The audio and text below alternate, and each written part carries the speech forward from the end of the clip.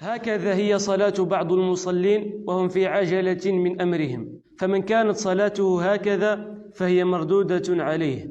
لماذا مردودة عليه؟ لأنه أخل بركن من أركانها الذي هو الطمأنينة، فهي ركن لا تصح الصلاة إلا به. ودليل ذلك قصة المسيء في صلاته. القصة كالتالي: دخل النبي صلى الله عليه وسلم المسجد، فدخل رجل فصلى، ثم جاء للنبي فسلم عليه فرد عليه السلام، فقال له: ارجع فصلي فإنك لم تصلي. فصلى كما صلى، ثم جاء للنبي فسلم عليه فرد عليه السلام، فقال له: ارجع فصلي فإنك لم تصلي.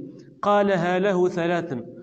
قال الرجل بعد ذلك: والذي بعثك بالحق ما أحسن غيرها، فعلمني يا رسول الله.